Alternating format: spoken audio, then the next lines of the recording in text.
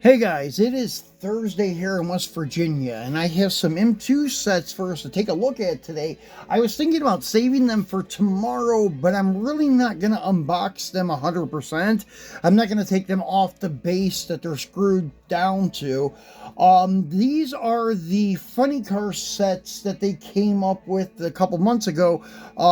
They're not your typical auto haulers sets that are like R80 something. I think they're at R87, something like that nowadays. These are the S series, S44. Here's the Ford set, the Frantic Ford. I'm not really sure if this was an actual race car or is an actual race car.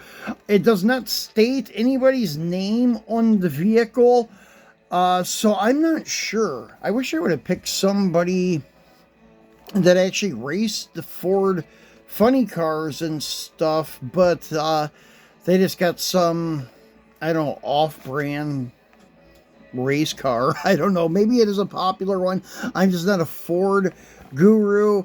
It is a cool looking car though. But it is kind of plain, just yellow and black with Frantic Ford written on it, and no even like co-sponsor decals on the fender leg or on the rocker panel like there usually are on some of the race cars. But back in the 70s, like early 70s, the funny cars didn't have a lot. A few, though. I mean, even Snake and Mongoose, even their main sponsor was Hot Wheels, but they still had other sponsors down on the rocker panel, and I think a couple on the fender leg.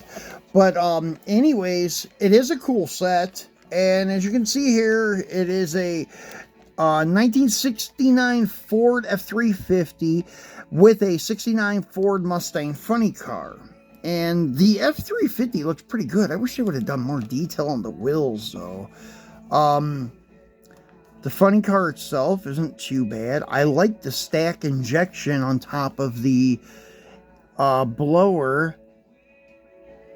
But, yeah, as I said, I don't know if anybody really raced this car or not. But we'll get back to this one, because the other two I know are actual race cars, like this guy here. This is one of my all-time favorites from Chevrolet. One of their racers besides Dick Harrell would be Bruce Larson. Dick Harrell was like one of the founding fathers of like the Copo stuff, putting big blocks in like 6-cylinder cars and things like that. Did a lot of work for Baldwin and Yanko. So anyways, back to this guy though. Bruce Larson had some really cool cars. Hot Wheels made a lot of funny cars of his. Well, 3 to my knowing, in their Drag Strip Demon series from 2009, 2010. They did his 78 Corvette, his 76 Monza, and his 70 Camaro. So now I have a 69 Camaro of his, which is awesome. That will look really cool together. I just wish M2 would have done something different with the back tires. I don't know why. They just don't look big enough on their funny cars. Now, on their regular body cars, they do look big enough. I don't know if it's because their body is too high up. I'm not sure what the reason is, but the rear tires don't look big enough on their funny cars. But on their pro stock style cars or super stock style cars, they do look really good. As you can see, in 1973 Chevrolet C30 truck and 1969 Chevrolet Camaro funny car. It does not state Bruce Larson on there, but you can see his name on the door of the car, and everybody that's a drag racing fan or Chevy fan knows USA 1 as Bruce Larson's. And I can see, like, on the front fender, they did not do such a hot job with the painting on it. It's not chipped, but there's way too much excess there. I'm gonna have to take a razor blade and trim that down. Yeah, that's the thing. They gotta step up their QC. That's like the dually that we unboxed the other day. It had chips all over the rear dually flares. And that's bad, man. When we've been waiting that long, they were late to produce them anyways and get them to us. And then they get them to us and some of them are chipped up.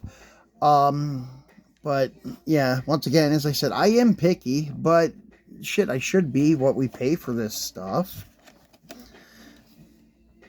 So anyways, that's the Bruce Larson set. Now to the Mopar set. This is the third release of something of Paul Rosi. And this is a really cool hauler, and it does finally say direct connection, and this car says direct connection, but they put black wheels on it. That, in my opinion, kills it. I'm going to wheel swap this one and put a set of chrome centerline style wheels back on it. But yeah, the truck hauler looks really cool. This is the first of the haulers like this that I bought with that cab from the Dodge trucks that I collect. I have not bought any of these haulers, these ramp backs. The biggest thing I had was like the W200 power wagons and such, and the small little cases, but this thing's pretty cool. I still think the rear axle on all of them is back just a little bit too far. Maybe it needs to be moved up like half an inch, in my opinion. Not very much, but a little bit though. I just don't think it is in the proper position, but I could be wrong. I don't know. But this is a very cool set. I just wish that they would have put chrome wheels on it. I know they're trying to be different from their regular single pack release of the car, but the single pack release of the car did not have all of these sponsorship stickers all over it. It had nothing. It didn't even have direct connection on it. So this is a totally different paint job. It's more detailed than the other one. So I'm not sure why they went with the black wheels. I don't think he ever ran black wheels on this car. I could be wrong, but I don't remember seeing any pictures of it because this car was before my time. I'm not sure why it has the black wheels. And I'm not sure why they're calling it a TA. TAs were 340 six-pack cars, not a 440 six-pack car.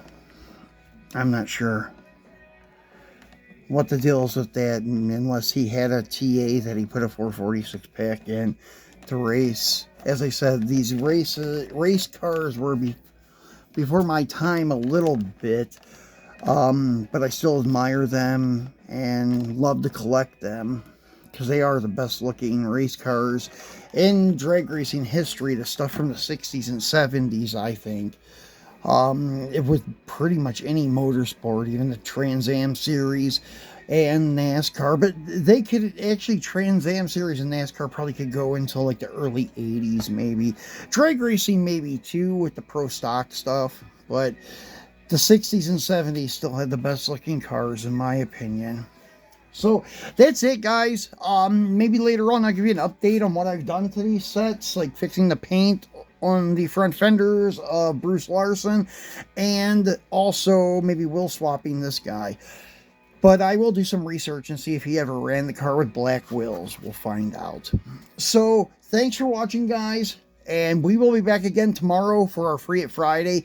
We have some green light Hot Pursuit Chevy police cars to crack open for you guys, so be sure to tune in for that and turn on your notification bell, as always, in case we launch some unplanned videos as of like today's video. So thanks for watching, guys, and I appreciate your support.